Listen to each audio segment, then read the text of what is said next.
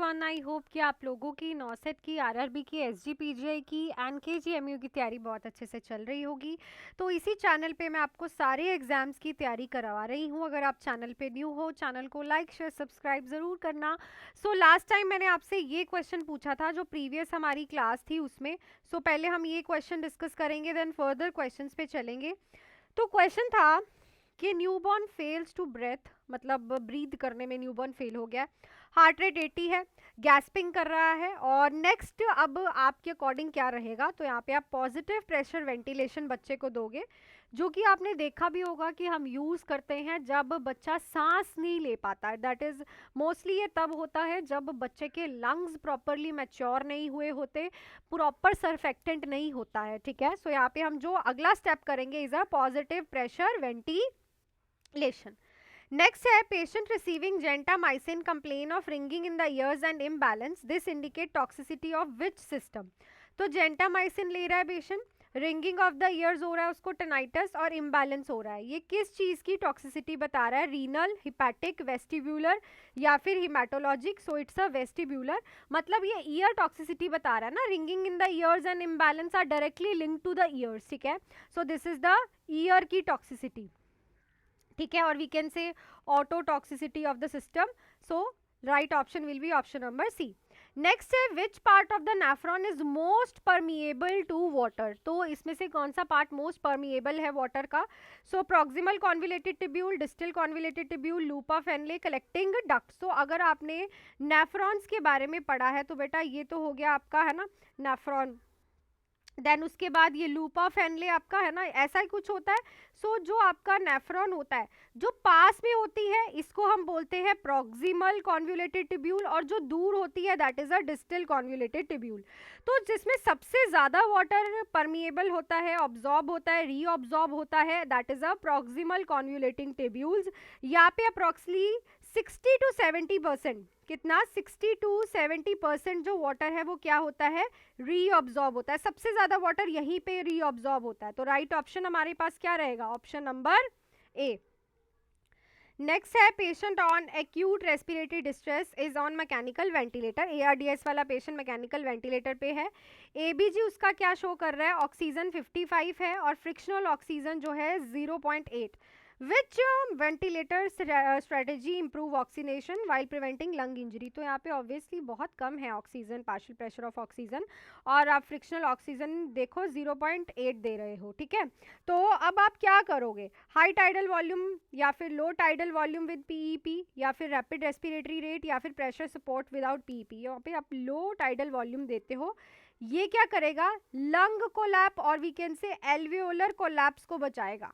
ठीक है, अगर आप ऐसा करोगे तो लंग कोलैप और एल्वियोलर कोलैप्स को ये बचाता है। It is the best strategy अगर आपके पास आर्टीरियल ब्लड गैस ऐसी वैल्यूज को शो कर रहा है।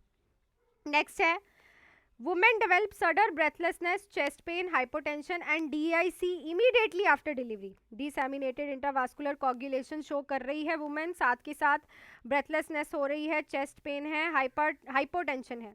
मोस्ट लाइकली डायग्नोज क्या होगा? Pulmonary embolism, amniotic fluid embolism, air embolism या फिर eclampsia. So it is a amniotic fluid embolism. अगर आप ध्यान से सारे के सारे सिम्टम्स को देख रहे हो आपको यहाँ पे दिखेगा कि it is a sign of embolism. Breathlessness, chest pain, hypotension, तो दीज, और शॉक में भी जा रही है वुमेन, है ना, हाइपोटेंशन भी है, तो it is a amniotic fluid embolism. Next है child with a severe dehydration shows sunken eyes, absent ear, poor skin turgor. Which sign indicate hypovolemic shock. तो देखो बच्चा क्या क्या शो कर रहा है? सीवियर डिहाइड्रेशन है, संकन आइज है, एब्सेंट ईयर है, पुअर स्किन टर्गर है। हाइपोवॉल्यूमिक शॉक कौन बताएगा इसमें से? Tachycardia, sunken fontanelle, delayed capillary refill, dry mucous membrane. तो it is a डीलेड capillary refill time, जब ऑब्वियसली देखो ना बेटा टीयर्स नहीं है, आइज भी संकन है, सीवियर डिहाइड्रेशन है, तो जब सीआरटी ऑब्वियसली कम होगा, कैपिलरी रीफिल टाइम ही आपका कम आएगा। तो दिस शोज कि पेशेंट हाइपोवॉल्यूमिक शॉक में जा रहा है ना। So right option will be option number C. बाकी सारे भी हैं पर सीवियर डिहाइड्रेशन में ये सारे सिम्टम्स आ चुके होंगे, तभी ये सारे सिम्टम्स मॉडरेट और माइल्ड डिहाइड्रेशन के हैं, सीवियर डिहाइड्रेशन के नहीं है। ठीक है, नेक्स्ट पे चलते हैं, उससे पहले हमारे न्यू बैचेस बेटा स्टार्ट हो चुके हैं, जिसमें मैं आपको खुद से मैं पढ़ाती हूँ, ठीक है। इस नंबर पे कॉल मैसेज करके आप ज्वाइन कर सकते हो, चाहे आप नॉर्सेट 10 आरआरबी एसजीपीजीआई पीजीआई सीएचओ की तैयारी कर रहे हो। 4 मंथ्स का बैच है मेरे पास, क्विक रिविजन बैच है, फीस रहेगी 2499। और एक मेरे पास ऑल इन वन बैच है, अगर आपको सारे ही एग्जाम्स की, ऑल एग्जाम्स की तैयारी एक ही बैच में करनी है, 6 मंथ्स का बैच रहेगी, की फीस रहेगी 3499।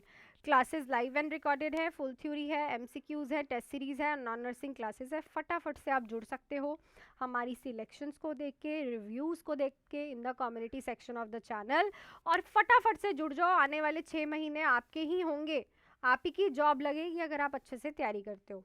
नेक्स्ट है, depressed patient says my family would be better of without me, how should the nurse interrupt this. तो डिप्रेस्ड पेशेंट कहता है मेरे बिना मेरी फैमिली अच्छी होती। ये क्या चीज़ है?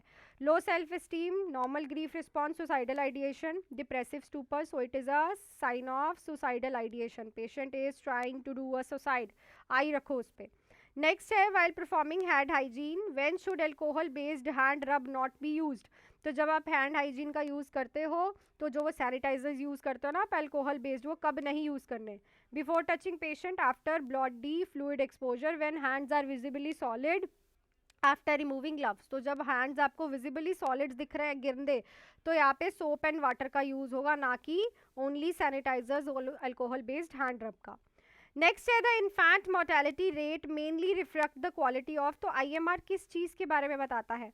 Curative services, maternal and child health services, environmental sanitation, school health services. तो इट इज़ अ एमसीएच, जिसको आप बोलते हो maternal and child health services के बारे में बताता है। इन्फेंट मोर्टेलिटी रेट आपको बताएगा कि मदर का हेल्थ कैसे है और बच्चे का हेल्थ कैसे है, और उनका हेल्थ डिपेंड करता है सर्विसेज कैसी चल रही है, ठीक है। नेक्स्ट है, the patient with leukemia has a platelet count 18,000. Which nursing action is most important or appropriate? leukemia वाले patient का platelet only 18,000 है। इसमें से कौन सा nursing action appropriate है? Encourage ambulation, avoid IM injection, give aspirin for pain, perform deep suctioning। तो आपको यहाँ पे IM injection नहीं देना है, क्योंकि यहाँ पे क्या होने का खतरा है? ब्लीडिंग होने का खतरा है, बिकॉज प्लेटलेट काउंट बहुत ज़्यादा कम है, ठीक है। तो IM injection is not given to the patient. Next है, which contraceptive method is contraindicated in a women with the history of DVT. DVT वाली वुमेन में कौन सा कॉन्ट्रासेप्टिव मेथड कॉन्ट्राइंडिकेटेड रहेगा? Copper T, barrier method, progesterone only pill, combined OCP. तो लिखो भाई, comment section में ज़रूर आंसर बताना क्या रहेगा। तो आई थिंक सारे क्वेश्चंस आज भी आप लोगों को बहुत अच्छे से क्लियर हो गए होंगे बेटा। नेक्स्ट क्वेश्चन करवाऊंगी मैं आपको कल की दोबारा से 12:30 बजे की क्लास में। टिल देन आप लोग जुड़ सकते हो मेरे साथ इन बैचेस में। तो बैचेस हमारे स्टार्ट हो चुके हैं, फटाफट से तैयारी स्टार्ट कर सकते हो। सो मिलती हूँ आपको नेक्स्ट क्लास में। Till then do hard work, make your parents proud and all the best.